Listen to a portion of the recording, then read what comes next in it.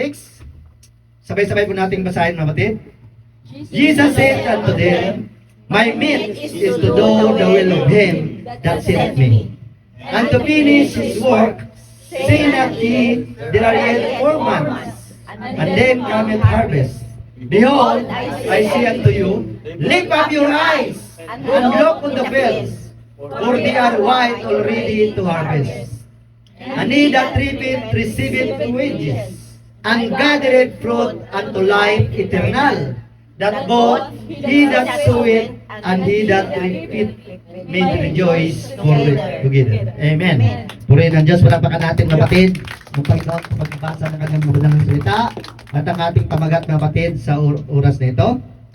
The harvest is ready. Amen. Do you believe that, mga kapatid? Hallelujah. The harvest is ready. Amen. Hallelujah. Paggamit tayo, mga kapatid, hallelujah, ay gawin na natin ang ating dapat na magawa para sa harvest time na magamit tayo ng ating Panginoon. Praise the Lord. Hallelujah. Pinaupo ko na kayo, parang gusto nyo na magano. Praise the Lord. So be ready, mga kapatid, pwede na tayo umupo. Hallelujah. Ang oras natin 12:20. Praise the Lord. Hallelujah. So balik tayo doon sa verse natin, sis. Ang sabi dito, mga kapatid, Jesus said unto them, My meat is to do the will of him that sent me, and to finish his work. So ang sabi ng Panginoon, mga kapatid, ang aking pagkain, hallelujah, ay ang maganap, no? Umagawa ang pinapagawa ng nagsugo sa akin. Inilimbawa lang ito ng Panginoon. Ngunit ito ay para sa bawat isa sa atin. Hallelujah. Dapat yun, mga kapatid, ang ating goal, mga kapatid, ang ating dapat, mga kapatid, na paninindigan na ating maganap o magawa ang pinapagawa ng Diyos sa buhay ng bawat isa sa atin. Amen. We are in a harvest time. After this, mga kapatid, magkukut up, mga kapatid, kaya gawin na natin, gampanan na natin ang ating tungkulin kung anong magagawa natin for the kingdom of God, mga kapatid. Amen? Hallelujah! Purihin ang Diyos, mga kapatid. See not ye, there are yet 4 months, and then cometh harvest. Ang sabi ng Panginoon, 4 na buwan pa bago dumating ang pag-aani. Ngunit ang sabi ng Panginoon, Behold, I say unto you, lift up your eyes. Itingin ninyo ang inyong mga mata, mga kapatid. Sa time natin na ito, mga kapatid, it is a harvest time na ang sabi ng Panginoon dito, mga kapatid, na gawin na natin ang pinapagawa ng Diyos sa buhay ng bawat isa sa atin. Amen. Amen? Hallelujah! And look on the fields, for they are white and all ready to be harvest. Ang sabi ng Panginoon, ready na, mga kapatid. It is a harvest time, sa time natin ngayon, mga kapatid, before the coming of the Lord. Mga kapatid. Kaya ang sabi ng Panginoon, it is time. No? Hallelujah. Thank you, Jesus. And he that reapeth, receiveth wages, and gathereth fruit unto life eternal. So sabi niya, mga kapatid, ang mga nag-aani nito, magkakaroon daw ng mga kapatid ng kabayaran. Mga kapatid, ito yung buhay na walang hanggan. Amen. Amen? Tayong tinutukoy ngayon, mga kapatid, ng ating Panginoon. Na in a harvest time, mga kapatid, we need to do the will of God in our lives, mga kapatid, to glorify His name. Amen. Amen? Kaya dapat wala na tayong mga mga kapatid sa ating paglilingkod sa Panginoon. Di ba? Ilang taon na ba tayo sa paglilingkod sa Panginoon, mga kapatid? Hindi na dapat tayo, mga kapatid, nagpapatumpik-tumpik pa. Gawin na natin, gampanan na natin, mga kapatid, ang tungkuling pinapagawa ng Diyos sa buhay ng bawat isa sa atin. Amen? Amen. Hallelujah. Thank you, Jesus. Hallelujah. That both he that soweth and he that reapeth may rejoice together. Upang magkaroon daw ng kagalakan ang mga nagtatanim. Sinong tinutukoy? Tayo na mga naghayag ng salita ng Diyos. Amen? Magkaroon daw tayo ng kagalakan ang nagtatanim at yung mag-aani, mga kapatid. Hallelujah. So dito, mga kapatid, ang pangyayari na yan, mga kapatid, ang sabi ng Panginoon ito, mga kapatid, kung basahin natin yan mga kapatid, umpisa natin sa verse 1, itong encounter mga kapatid ng Samaritan woman sa ating Panginoon. Thank you, sister. Hallelujah. Na pagkatapos mga kapatid na encounter ang Panginoon, anong ginawa mga kapatid ng babaeng Samaritana? Praise the Lord. Pinamalita niya after he encountered Jesus Christ. Sa atin din mga kapatid bilang Kristiyano, after we encounter Jesus Christ in our lives mga kapatid, we need to spread the word of God. Ipamalita natin ang kabutihan ng Panginoon. Kaya nga tayo may testimony mga kapatid dahil sa ginawa ng Diyos na kabutihan sa ating mga buhay. Na bagamat tayo ay hindi karapat-dapat, ngunit mga kapatid, dahil na-encounter natin ang ating Panginoon, kaya ito tayo ngayon naghayag ng salita ng Diyos. Ito tayo ngayon ginagamit ng Panginoon sa pagdala ng mga kaluluwa sa kanyang paanan upang lalong magkaroon ka ng kagalakan na nagtatanim ka ng salita ng Diyos kapag pinapahayag mo ang salita ng Diyos. So magkakaroon daw tayo ng kagalakan. Amen? Hallelujah. So mga kapatid, ang Samaritan woman, when he encounter Jesus Christ sa kanyang buhay, ang ginawa niya, tinistify niya ang ating Panginoon. Pinamalita niya mga kapatid na mayroong tao doon na nagsabi ng lahat ng ginawa ko sa buhay. Hindi kaya siya ang Kristo? Kung mababasa natin dyan, mga kapatid. Hallelujah. Thank you, Jesus. So, ganun din tayo. After we encounter Jesus in our lives, mga kapatid, kaya ang sabi ng Acts 1:8, diba? After that we receive the Holy Spirit in our lives, mga kapatid, you will be my witness, ang sabi ng Panginoon. So, wini-witness natin ang ating Panginoon dahil na-encounter natin sa ating buhay ang kapangyarihan ng Diyos sa pamagitan ng banal na Espiritu na ating natanggap mula sa ating Panginoong Diyos. Amen. Amen? You will receive power. Amen. Kaya hindi katakutan ng sakit. Hindi katakutan ng problema. Amen. Hindi katakutan mga kapatid yung mga bagay dito sa mundong ito. Ang katakutan natin ang Diyos. Dahil ang Diyos pwede ka mapatid patayin, pwede kang buhayin, pwede ka parusahan sa impyerno. Amen. Si Satanas walang ibang magagawa yan kundi ang patayin itong katawan na ito. Wala namang silbi ito. Sa labok na ito pupunta. Amen. Mga kapatid. Ngunit ang ating kaluluwa ay hindi niya kayang patayin. Mga kapatid, tanging Diyos lang ang makakagawa niya. Amen. Amen? Palakpak sa Panginoon. Hallelujah. In John chapter 4 verse 37 to 42. Sapagkat dito totoo ang kasabihan. Isa ang nagasik at iba ang umani. Sa time nga ito mga kapatid, nagtuturo ako ng salita ng Diyos, nagasik ako sa inyo ng salita ng Diyos. Ngunit darating ang time, ibang mag-aani yan sa buhay nyo. Amen. Amen? Hallelujah. At kayo'y sinugo ko upang anihin ang hindi ninyo pinagpagalan. Sa time natin ngayon, batid, we are in a harvest time. Ngayon nag-aani na tayo ng kaluluwa, di ba? Amen. Pero hindi tayo, mapatid, ang naghasik. O hindi natin pinagpagalan. Sino ang unang nagpagal? Unang-unang Panginoon. Ang kanyang mga alagad. Hanggang sa nakarating ngayon sa atin. Kaya inaani natin ngayon mga kapatid ang mga kaluluwa na madala natin sa paanan ng Panginoon. Ibang nagasik ng salita ng Diyos, ngunit tayong umaani ngayon na ginagamit ng Panginoon para sa kapurihan ng ating Panginoong Hesus. Praise the Lord. So, kaya ano pang dahilan upang hindi ka magpagamit sa Panginoon?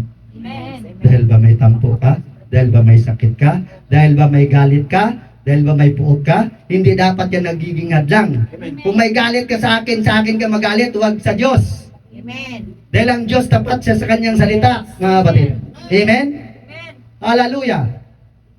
At iba ang umani. Kayo'y sinugo ko, nangagpagal, at kayo'y siyang nagsipasok sa kanilang pinagpagalan.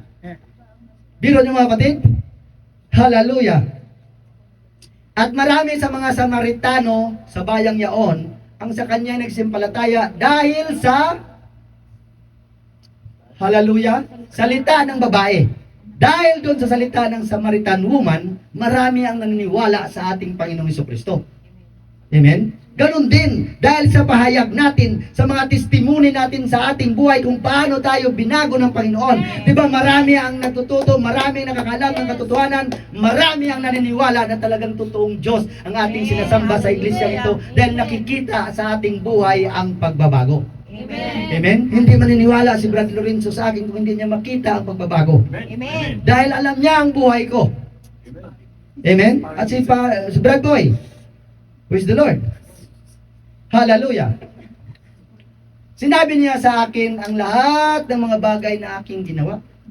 Kaya nang sa kanya'y magsidating ang mga Samaritano ay sa kanya'y pinamanik nila na matira sa kanila. At siya natira roong 2 araw. Birong 2 araw lang doon tumira na ang ating Panginoon. Ngunit maraming mga Samaritano, mga kapatid, ang na-convert sa ating Panginoon. Yes. Pero pagkatapos niya tumira doon, may nagpatuloy kasi yun, mga kapatid. Yun yung time na nagtatanim ang ating Panginoon at saka napupuntahan din yan, mga kapatid, ng kanyang mga alagad. So, at lalo pang marami ang mga nagsimpalataya sa kanya dahil sa kanyang salita. So, dahil ang Panginoon na nagtuturo doon, kaya marami lalo ang naniniwala sa kanya.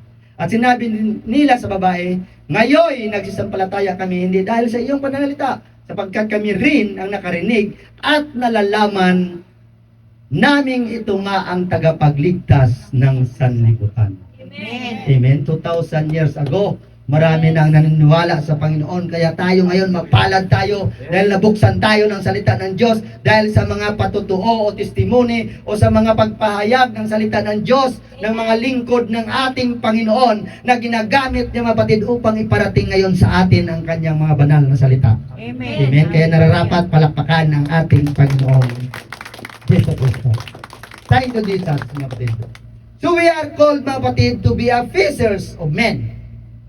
Do you believe that, mga kapatid? Yes. Kaya nga, di ba, sa ating mga vision, sa vision ko, mga kapatid, parati puro isda ang ating kinukuha.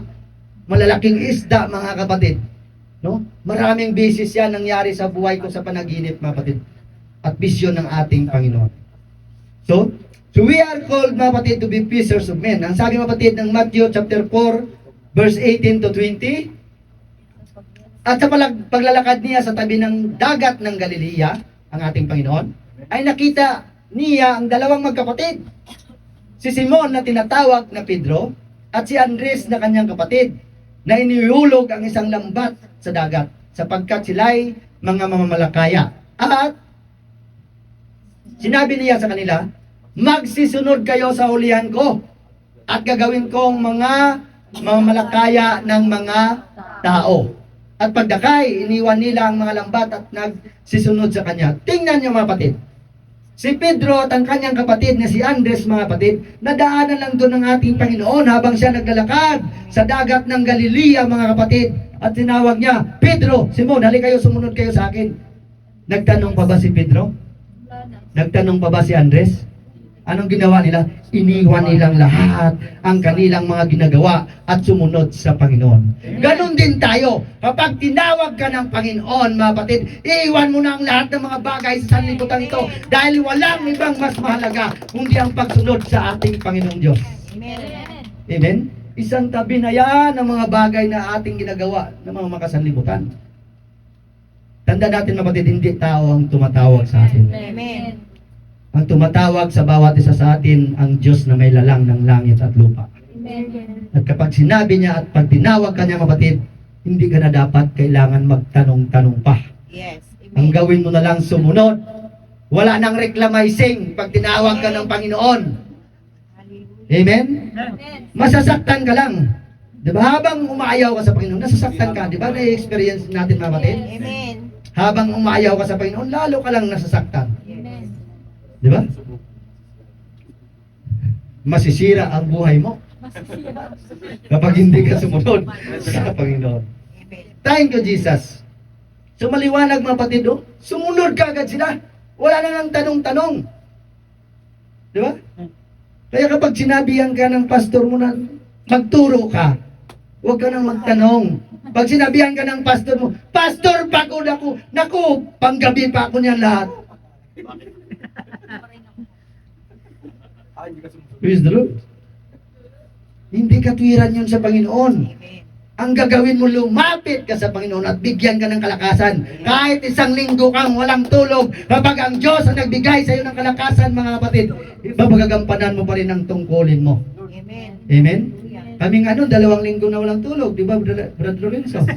Brad Boy, di ba? Dati yun. Praise the Lord. Ngayon sa Panginoon, di ba natin kayang gawin para sa kapurihan at kadakilaan ng Diyos? Amen? Purihin ng Diyos. Mas malakas yung power natin. Hallelujah! So mga kapatid, we need to use our time wisely. Amen? In Ephesians chapter 5, 15 to 21, ang sabi, mag-ingat nga kayong lubos kung paano kayo lumalakad bilang Kristiyano, Amen. bilang mananampalataya. Mag-ingat tayo mga kapatid dahil ang kalaban nating dyablo ay parang leon na laging umuungal na naghahanap ng kanyang mahihila at ang kanyang punteriya parati mga kapatid, ikaw at ako. Amen. Amen? Hindi naman punteriyahin ni Satanas ang mga nasa labas. Kanya na yon. Ang pinupuntirya niya yung sa loob mismo ng iglesia, yung mga mananampalataya sa ating Panginoon. Kaya maging mapagmatyag tayo mga kapatid. Dapat alam natin ang mga taktika ni Satanas, ang mga devices na ginagamit ni Satanas sa ating mga buhay. Ayon sa pag-aaral natin ngayon. Amen? Hallelujah! Huwag gaya ng mga mangmang, kundi gaya ng marurunong. Dapat matalino tayo, binigyan tayo ng talino ng Panginoon. Di ba? Upang ipahiya nga daw ang mga marurunong sa sanlibutan ito. Amen? Na inyong samantalahin ang panahon. Hallelujah. Pagkat ang mga araw ay masama, di ba? So nakikita natin ngayon ang kasamaan sa buong mundo. Mga kapatid, ito na ang time. Ito na ang huling araw na sinasabi ng Panginoon. Na darating ang araw ng kasamaan na ang mga tao ay magiging maibigin sa salapi. Kaya di ba, halos lahat mga kapatid ng mga tao, mga kapatid, wala nang ibang inisip, kundi kayamanan, mga kapatid. Samantalang hindi naman yan madala sa pupuntahan natin sa kabilang buhay, mga kapatid. Sapat na yung makuntinto tayo kung ano, mga kapatid, dahil ang Panginoon din nagsasabi, hindi kanya pagkukulangin, hindi kanya pababayaan. Ang gawin natin, maging tapat tayo, mapatid, sa paglilingkod natin sa Panginoon. Amen? Amen. Hallelujah! Kaya huwag kayong maging mga mangmang, kundi unawain ninyo kung ano ang kalooban ng Panginoon. Kaya nga dapat sa bawat aksyon natin, sa mga ginagawa natin, bilang Kristiyano, mapatid, ito ba ay kalooban ng Panginoon? Ito ba ang nais ng Panginoon sa buhay ko? No? Kasi pagka nagdedesisyon tayo sa ating mga buhay na hindi kalooban ng Panginoon, mga kapatid, dalawa lang. Either kalooban ng Panginoon o kalooban ng kalaban ng Panginoon. At yun si Satanas, mga kapatid. No? Hallelujah! At huwag kayong magsipaglasing ng alak na kinaroroonan ng kaguluhan. May kapayapaan ba sa manginginom? Wala. Diba laging away? Away sa pamilya, away sa asawa, bugbugan sa asawa, bugbugan sa mga hindi makasundo. Di ba? Nangihiram ng lakas sa espiritu ng alak. Di ba? Ngunit ang sabi ng Panginoon, huwag kayong magsipaglasing ng alak na kinaroroonan ng kaguluhan. So yung alak, mapatid, ay walang kapayapaan. Marami nagsasabi, inom muna ako para makalimutan ko ang problema ko. Pagising, nandun pa rin ang problema, nadagdagan pa dahil nagkautang-utang na, nakabasag pa ng kung ano-ano dahil lasing. Di ba? Di ba gawain natin yan noon? Amen. Praise the Lord. Hallelujah. Kundi kayo ay mga pospos ng Espiritu. Huwag na tayo magsipaglasing ng alak. Dito tayo magpakalasing tayo, mapatid, sa banal na presensya ng Panginoong Diyos sa ating buhay. No? Na kayo ay mga usapan ng mga salmo at mga himno. Hallelujah. At mga awit na ukol, hindi ukol, mapatid, sa sanlibutan. Kaya wala na yung mga I did it my way. Diba?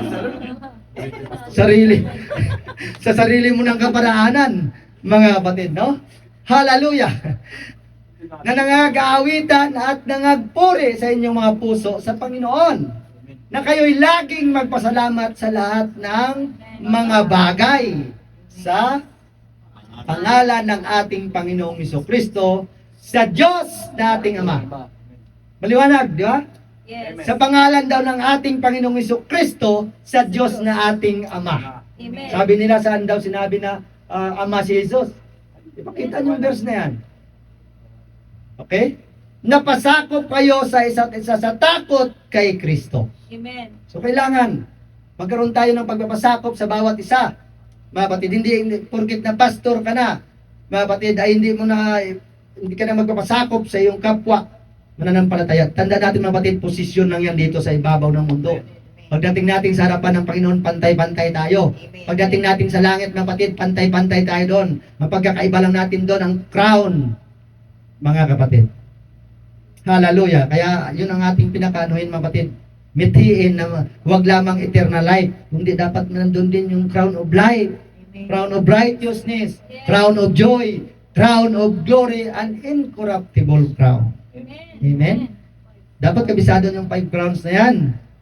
Mga kapatid, dapat alam nyo kung anong gagawin nyo dyan para matanggap nyo yan. Amen? Hallelujah. So, true leaders, mga kapatid, we are called to be a leaders. Di ba? Leader ka sa pamamahay mo, leader ka sa, maglilid ka ng prayer sa pagkain, maglilid ka ng kung ano-ano mga kapatid sa loob ng iglesia, mga kapatid. So, we are called to be a leader. Amen? So, the true leaders understand that anointing is not just for preaching, but for the purpose of good works. Hindi lamang tagapangaral ka ng pangaral ng salita ng Diyos, mga kapatid. Tapos wala ka namang ginagawang kabutihan. No? Magaling ka mangaral ng salita ng Diyos sa likuran ng pulpito, wala namang application sa buhay mo. Amen. Amen. So nasaan doon ang good works? Dapat na kapatid nagmamanifest diyan. No? Kaya nga, 'di ba? Kami ng mga mangaral, 'di ba, bago namin iparating sa inyong salita ng Diyos, kami muna nasasaktan at dapat sa amin muna na-apply bago namin ipa-apply sa inyo, Amen. mga kapatid. Hallelujah.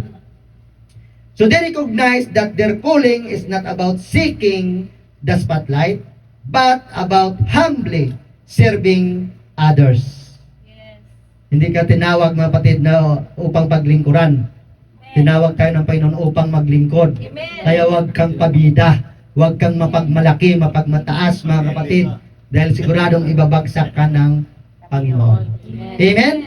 Hallelujah! So in fact, mga kapatid, they are willing to fight for the broom before they fight for the microphone. Nakukuha niyo ang ibig sabihin? Tayo, mga kapatid, na mga ginagamit na kapatid, di ba? Dapat willing ka na, porket pastor ka na, o deputy pastor ka na, o leader o elder ka na, hindi ka na hawak ng walis para magwalis sa loob ng iglesia. Dapat tayo mismo ng mga leader yung nag-uuna doon. Tayo ang mga nagiging halimbawa. Alam na. Hindi tayo, mga kapatid, tinawag ng Panginoon upang mang-utos lang na mang-utos.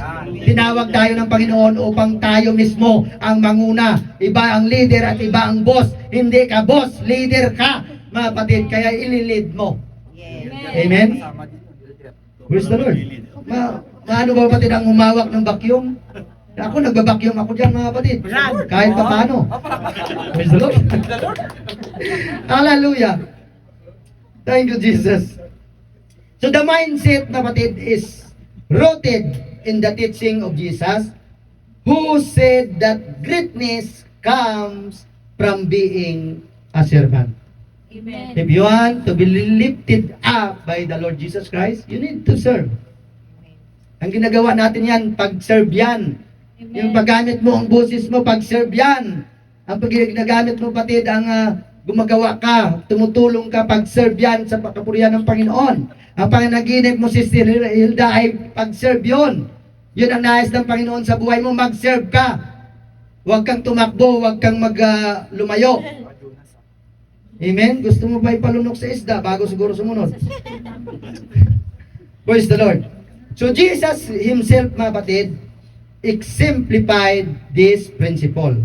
He was anointed by the Holy Spirit and power, and he went out doing good, mga kapatid. Di ba? Nung ang Panginoon na in-anoint na, mga kapatid, ng banal na Espiritu, nung natanggap niya ng banal na Espiritu, di ba? after siya na tinest, mga kapatid, ni Satanas sa wilderness, pagbalik niya galing doon, mga kapatid, full of glory siya, mga kapatid, no? Puspusan ng banal na espiritu at makapangyarihan siya. Ano ang mga unang ginawa niya? Di ba? Puro good works, puro kabutihan, pagpapagaling na may sakit at karamdaman, pagbubuhay ng patay, mga kapatid. Gumawa siya ng mga bagay na kabutihan, mga kapatid, para sa kapurihan ng Diyos. Ganon din dapat tayo. Amen. Yes. No? After na tayo, mga kapatid, makatanggap ng banal na espiritu, dapat nagmamanifest, mga kapatid, ang bunga ng espiritu sa ating buhay. Amen. To do a good works. Amen? Palakpak muna sa Panginoon. Thank you, Jesus. So his ministry was not solely focused on preaching and teaching, but also on serving and meeting the needs of others, mga kapatid. So he healed the sick, feed the hungry, and showed compassion to the marginalized, mga kapatid. Di ba? Kita mo kung anong ginawa ng Panginoon. Hindi lamang doon nagpipreach siya ng salita ng Diyos, nangangaral, kundi, mga kapatid, kinakatugon niya rin ang pangangailangan ng mga tinuturuan niya. Yes. No? Di ba? Nagpakain siya, mga kapatid, sa 5,000 sa pamagitan lamang ng 2 isda at 5 tinapay. Mayroon din 4,000. Di ba? So, ganun ang ginawa ng ating Panginoon, mga kapatid, no? So, Jesus understood that true leadership is not about personal ambition, but about selfless service, mga kapatid. Bilang leader, dapat wala sa atin ang mga personal ambition natin. Hindi porket leader ka, ikaw ang masusunod parati. Hindi ang personal natin ang nasusunod dito, mga kapatid, kundi ang kalooban ng ating Panginoong Diyos na tumawag sa bawat isa sa atin. Amen. Amen? So kahit ang Panginoon, mga kapatid, di ba? Ang ginawa niya, mga kapatid, selfless siya, naging selfless sa mga kapatid sa paglilingkod niya, sa pag-serve niya, mga kapatid. Ganon din dapat tayo. Huwag tayo, mga kapatid, magmalaki, magmataas. Dahil tayo, mga kapatid, basahan lamang tayo sa harapan ng ating Panginoon. Amen. Amen? Hallelujah. Huwag nating ipagmalaki, mga kapatid, tandaan natin, huwag natin ipagmalaki na, hindi yan matutuloy ang gawain kung wala ako. Dahil ako dyan yung inaasahan. No, mga kapatid. Tandaan natin ang Panginoon, kahit sa bato, ay pwedeng magpuri sa Kanya kung hindi tayo magpuri. Amen. Kahit ang upuan na yan, mga kapatid, pwedeng gawin niya ng Panginoon na magpuri sa Kanya kung tayo ang ayaw magpuri. Amen. No? Kaya huwag tayong magmalaki, mga kapatid. Amen? Amen. So as followers of Christ, mga kapatid, we are called to imitate His example. No? We are called to be leaders who prioritize serving others and doing good works. No? This means being willing to pick up the broom and serve in whatever capacity is, mga kapatid. No? Wherever capacity is needed. So it means humbly submitting to authorities and waiting for our true calling to be confirmed, affirmed, and endorsed, mga kapatid. Habang tayo nagpapatuloy sa Panginoon, although na tinawag ang mapatid, kagaya ni David, mapatid.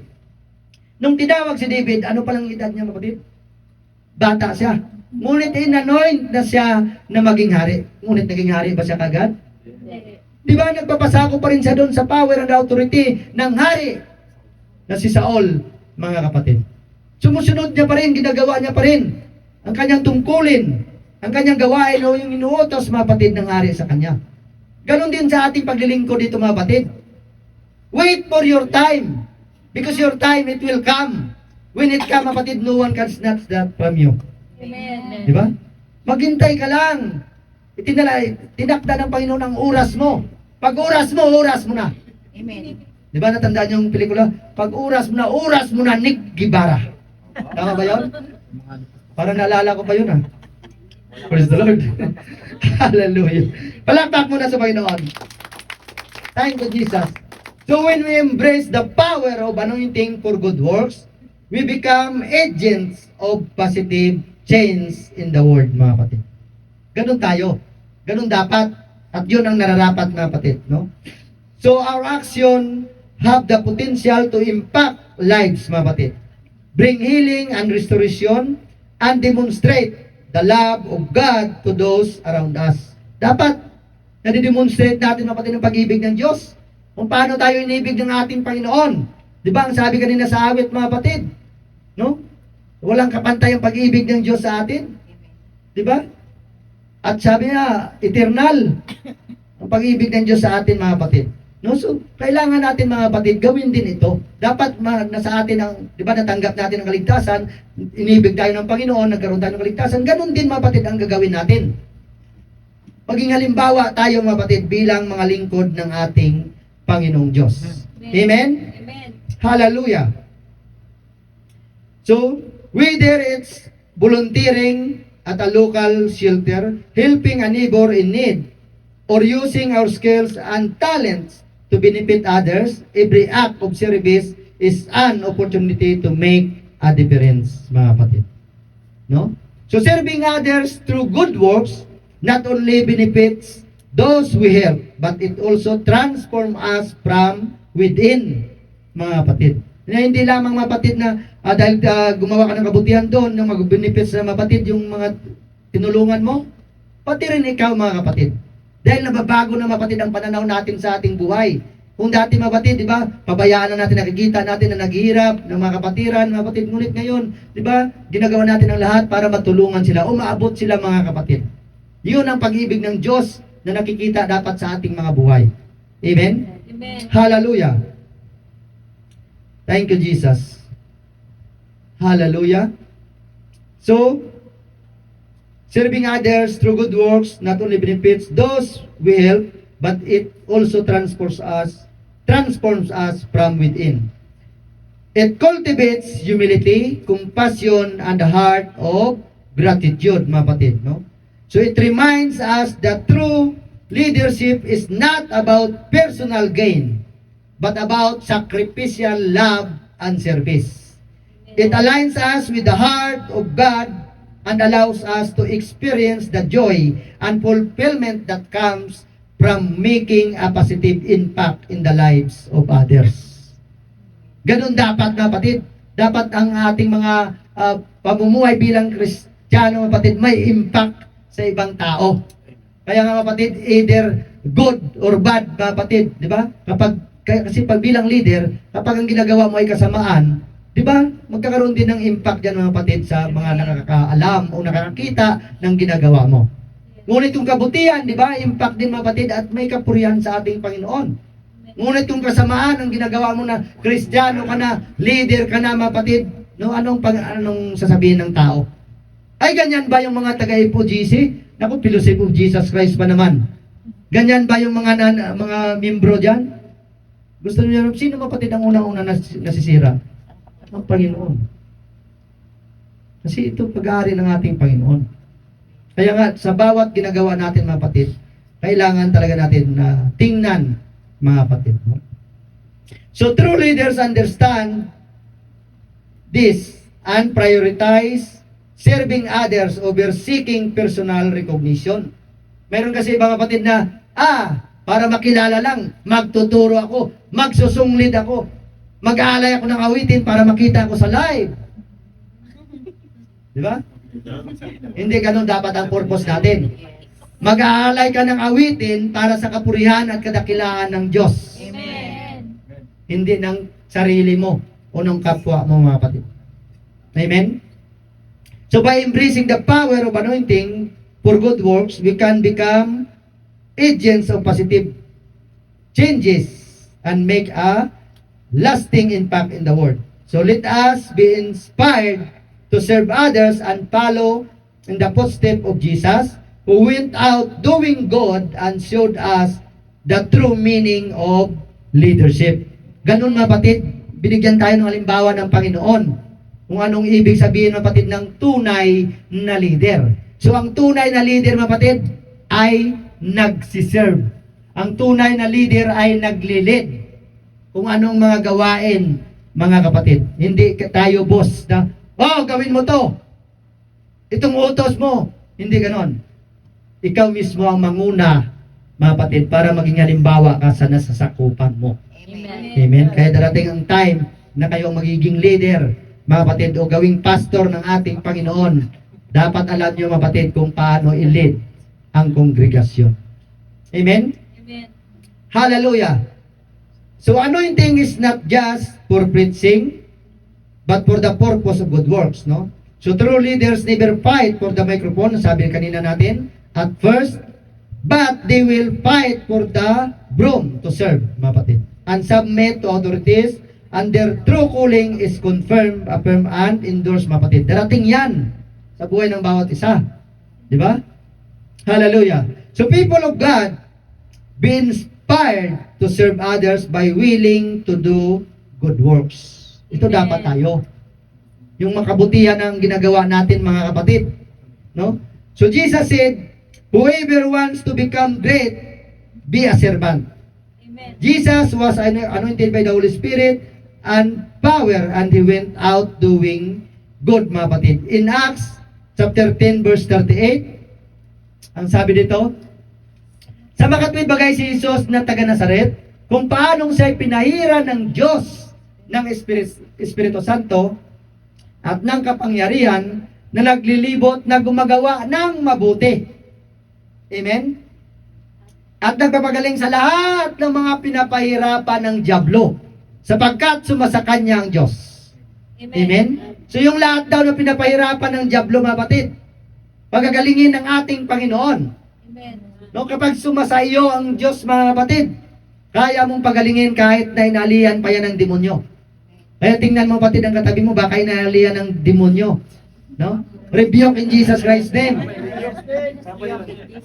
No? Yung hindi nakakonsentrate, baka binubulungan kayo ni Satanas dyan. No? Rebuke na agad in Jesus Christ's name. Amen? Hallelujah. So mga kapatid, alam natin mga kapatid, si Job, mga kapatid, kung paano sa naging servant ng ating Panginoon.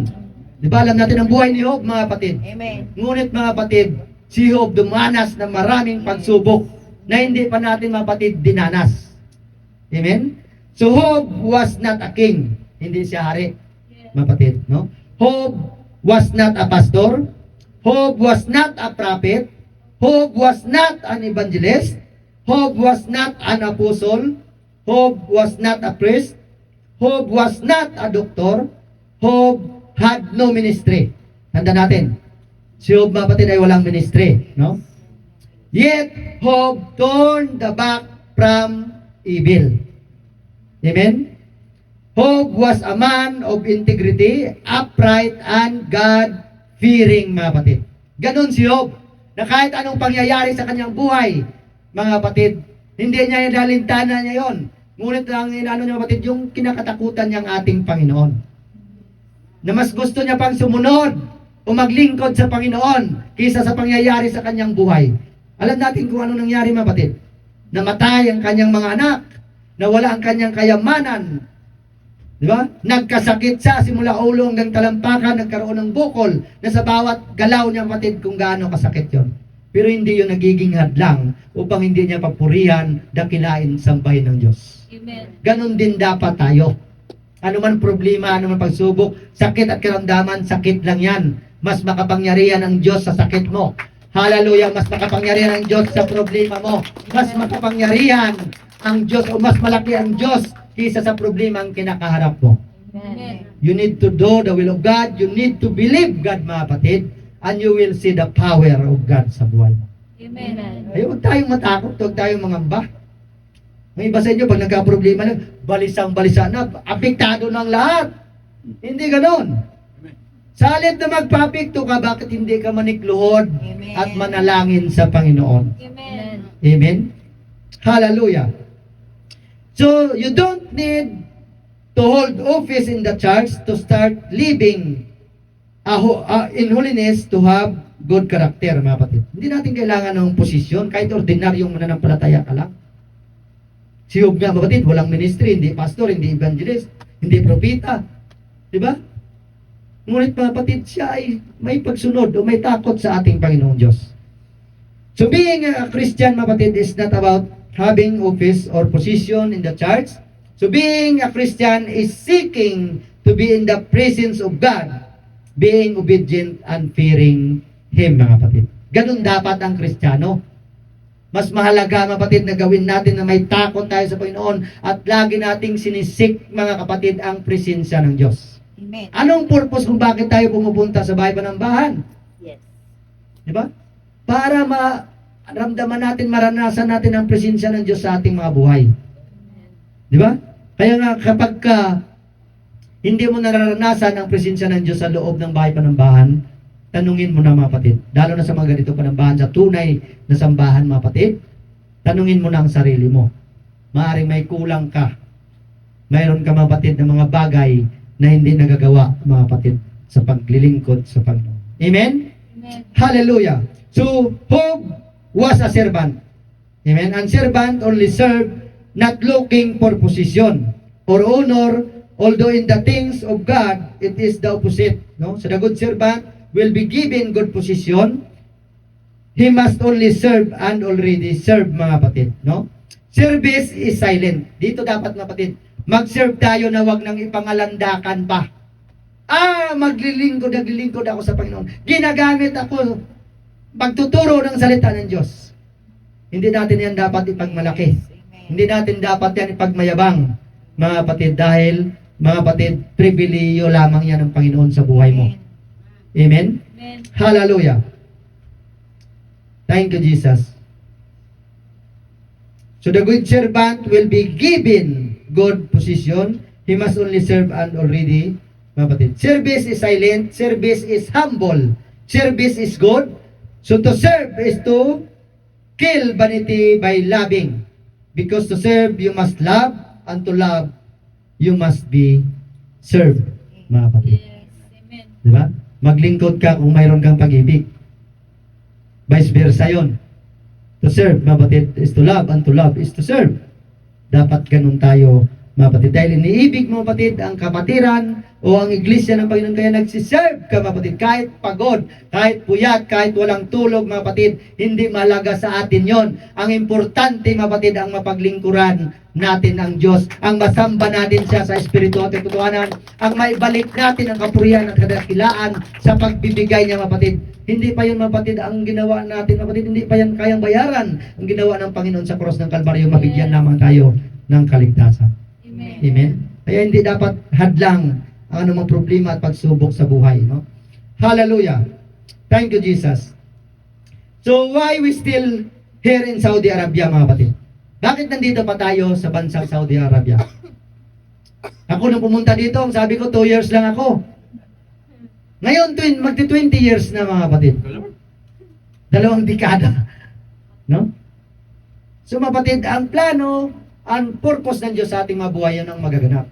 Kasi ang plano, ang purpose natin, di ba? Kasi yung plano natin minsan, mga kapatid, yung panandalian na plano, yung ura-urada ba?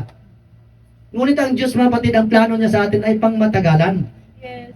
Ang plano niya sa atin, mga kapatid, yun ang plano, ang purpose niya sa ating mga buhay, no? Hallelujah. So bakit nandito pa ba tayo sa Saudi Arabia? Sis, bakit nandito ka pa sa Saudi Arabia? Dahil may purpose ang Diyos. Amen? Ganon ang bawat isa sa atin. Di ba? Hallelujah. So because God has a purpose to every one of us, mga kapatid. So don't give up, mga kapatid. Still continue serving the Lord Jesus Christ, mga kapatid. So, lagi nating tandaan, mga kapatid, may purpose. Tingnan natin, mga kapatid, ang buhay ni Jonah. Si Jonah, mga kapatid, was cast into the sea but didn't die. Hindi siya namatay. Di ba? So, it was not that Jonah didn't die because he could not die, mga kapatid. Jonah didn't die because God loved Nineveh. Amen? Kasi kung namatay si Jonah, sino nang susuguin niya doon? Sa bayang Nineveh. Kung namatay ako, mga kapatid, sinong utusan ng Panginoon para pangalagaan ang iglesia na ito ng FOGC?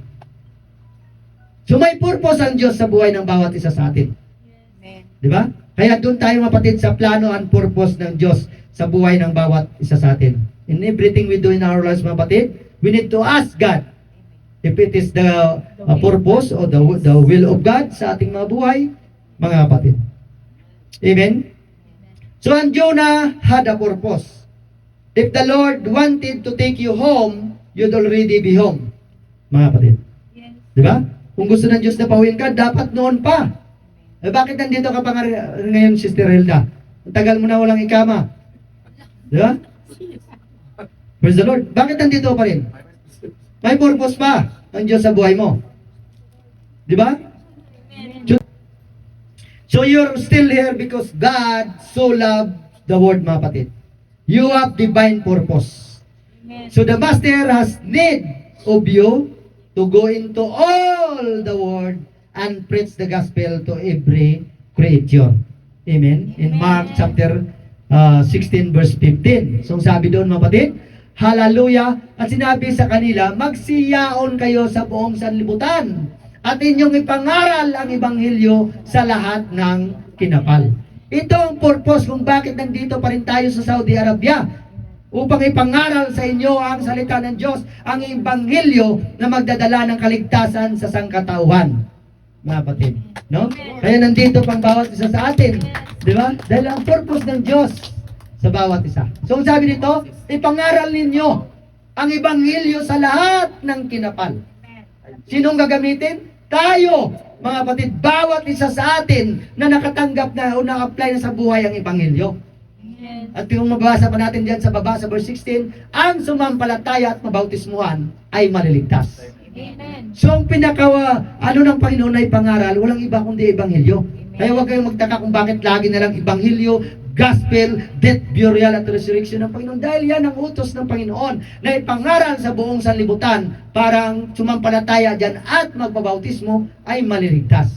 Kaya kung gusto mo magkaroon ng kaligtasan, sumampalataya ka sa ebanghelyo, magpabautismo ka sa ebanghelyo upang ikaw ay pabilang sa kaharian ng ating Panginoong Diyos. Amen. Amen? At huwag nating ikahiya ang ebanghelyo. Amen. Di ba, Sistine? Huwag mo ikahiya kahit galit ang kapatid mo sa'yo. Di ba? Ang importante, ma-share mo ang Word of God. Huwag mo lang atakihin doon sa nila, sa reliyon nila dahil sigurado mag-aaway kayo doon. No? Hallelujah! So huwag natin ikahiya, mapatid, ang pangaral o i-share ang ebanghelyo. Ang sabi ng Romans 1:16, hallelujah! Hallelujah! Sapagkat hindi ko kinahiya ang ebanghelyo. Si Apostle Paul, huwag natin ikahiya ang pangangaral o ang pagsishare ng ebanghelyo sa sangkatauhan. Sapagkat siyang kapangyarihan ng Diyos sa ikaliligtas ng bawat sumampalataya. Amen. Amen? Ang sino man daw sumampalataya sa ebanghelyo na ito ay magkakaroon ng kaligtasan. Ang sabi sa Mark 16, ang sumampalataya at mabautismuhan ay maliligtas. Kaya nga, faith with action. Amen. Amen? Unay sa Hudyo at gayon din sa Griego. So hindi lamang mga Hudyo, kundi mga Griego o hintil na katulad mo at katulad ko. Amen? Walang ibang way of salvation kundi ang ebanghelyo. Amen. Amen? Hallelujah! At patuloy lang tayo, kapatid, sa pag-share. Ano man ang sabihin nila, awayin ka man, sis.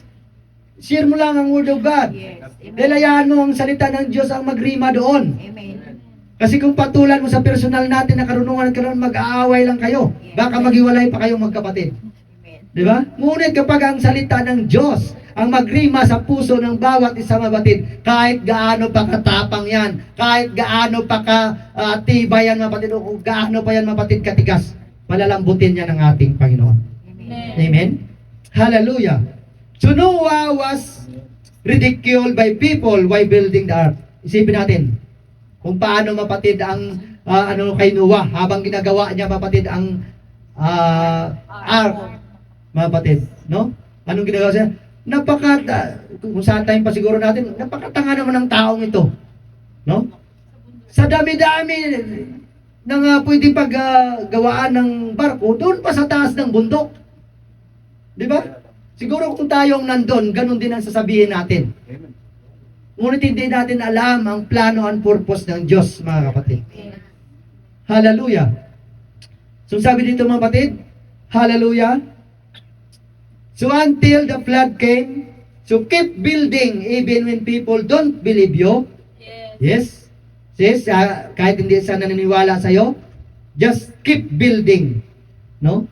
Hallelujah! Because God will do what He had said.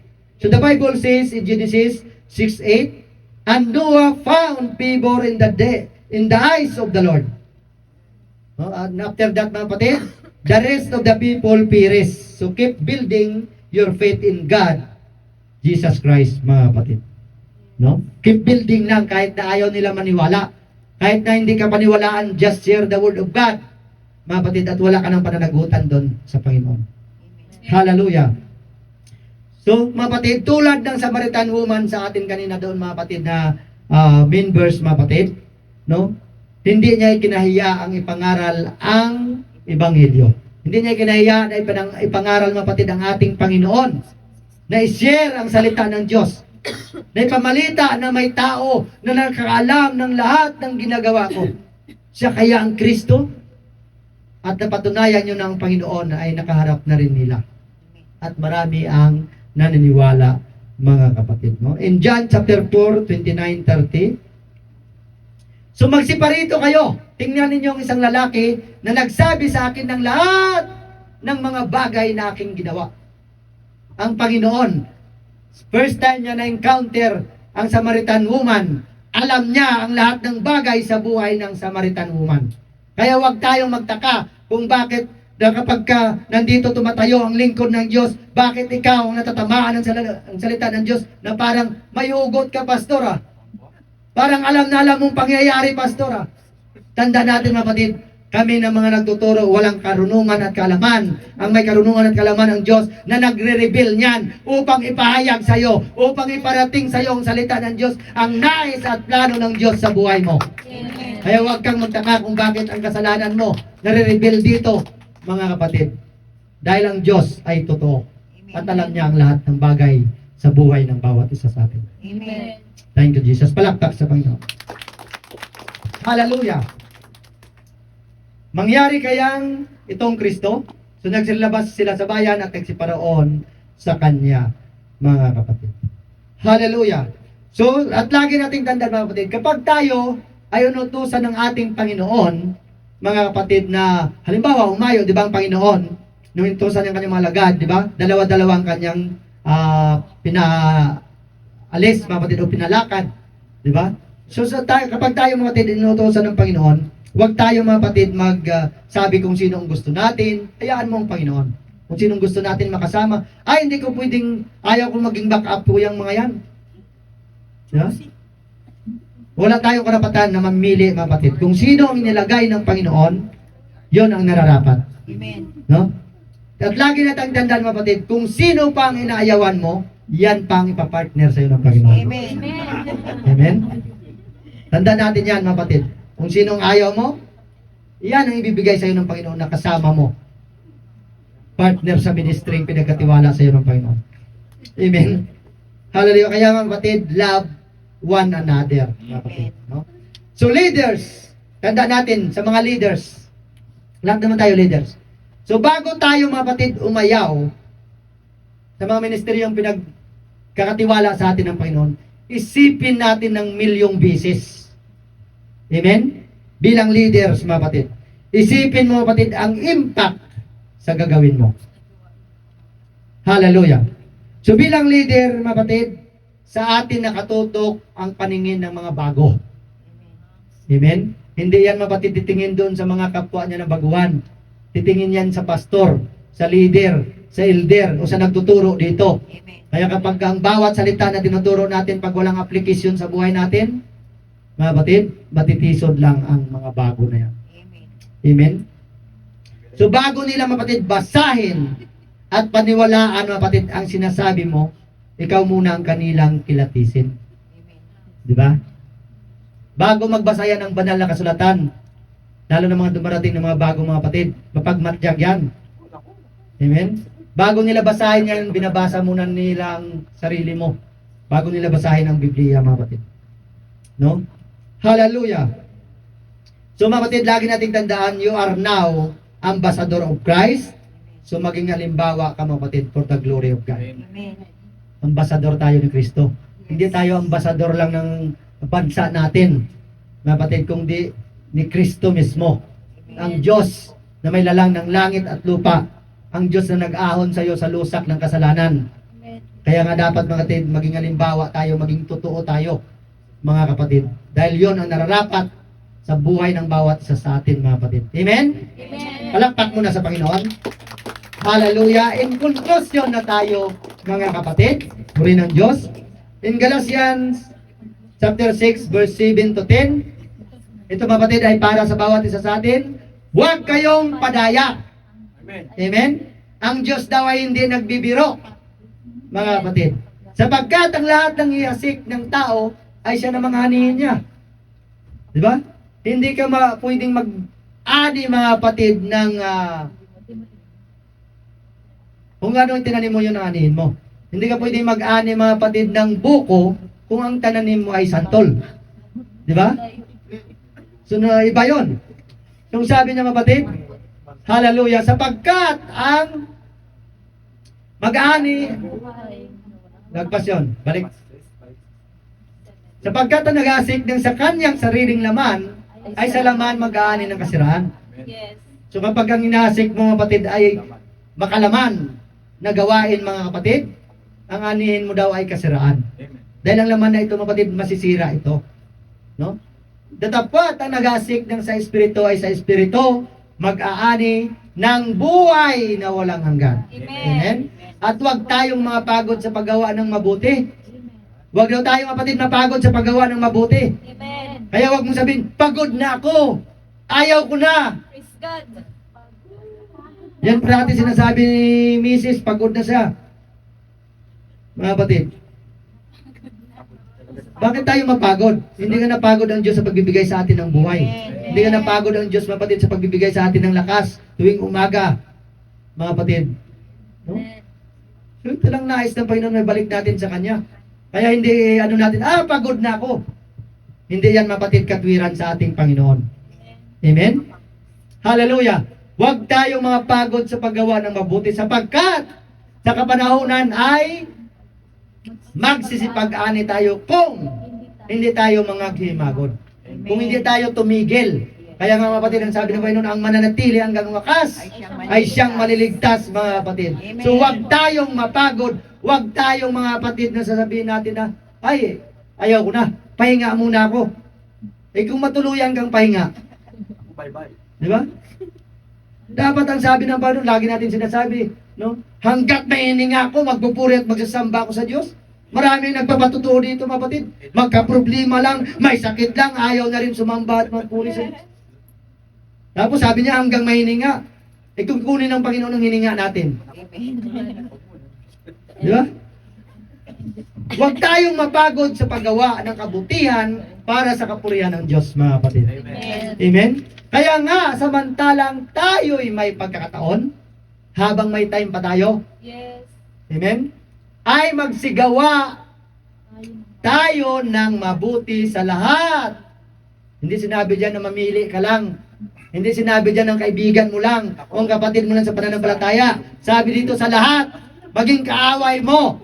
Amen. Amen? At lalong-lalo na sa kasangbahay sa pananampalataya. Amen. Lalo na sa kapatid mo sa pananampalataya. E kung tayo-tayo na magkakapatid nagkakagatan, Nako. anong sasabihin sa iyo ng Panginoon? Amen?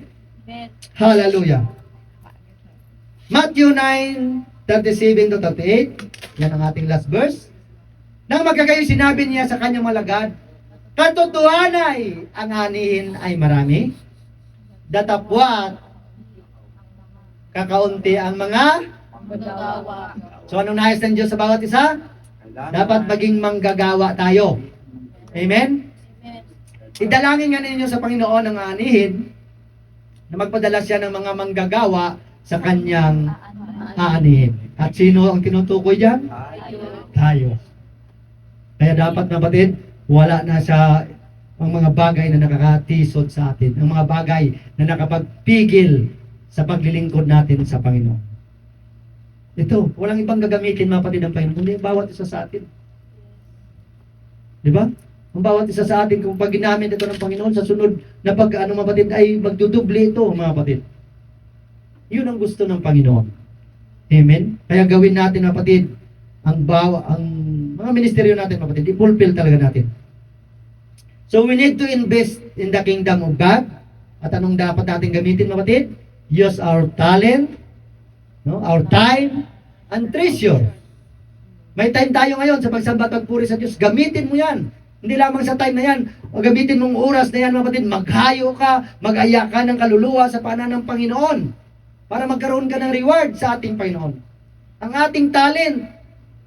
Di ba? Ang sabi ng Panginoon, kapag kahit isa lang ang talent mo, pag pinagamit mo yan sa pagkapurihan ng Panginoon, gagawing 10 ng Panginoon. Amen. Di ba? Kaya huwag tayong magtaka. Dati mga kapatid, yung back up ka lang, tapos nagsusong lead ka na, nag-worship leader ka na, nagtuturo ka na ng salita ng Diyos. Di ba?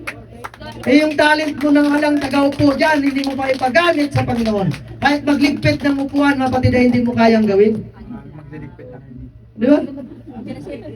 Praise the Lord. So, ipagamit natin. Di ba? Sister Aileen, di ba dati nung dumating si Sister Aileen, napaka-mahihain yan. Naku, ay. Ngayon, walang hiya na mag-salita ng Diyos. Di ba? Yun ang hinahanap ng Panginoon. Ang sabi kanina, huwag niyong ikahiya na ipangaral ang Ebanghelyo. Amen? Praise the Lord. Nare-rebuke nga tayo, di ba? Purihin ng Diyos. Yan ang nagagawa ng Panginoon sa buhay ng bawat isa sa atin. So we need to invest in the kingdom of God, mga kapatid. Our time, our talent, and our treasure. Kung wala ka mang time, yung talent mo, ipagamit mo sa Panginoon. Kung wala ka mang talent, imposible naman siguro wala tayong talent. Pati naman yung pagkain, talent din yun. Yung kain ka ng kain, Luto niya po. Kasalanan yun. hallelujah. No? So ipagamit natin sa kapurihan ng Diyos, mga kapatid, ang lahat ng resources natin sa ating buhay for God's glory, mga kapatid. No? So mga kapatid, the harvest is ready. Do your part in the kingdom of God. Amen. So to God all the glory. God bless us all, mga kapatid. Tayong lahat ay tumayo, mga kapatid. Hallelujah.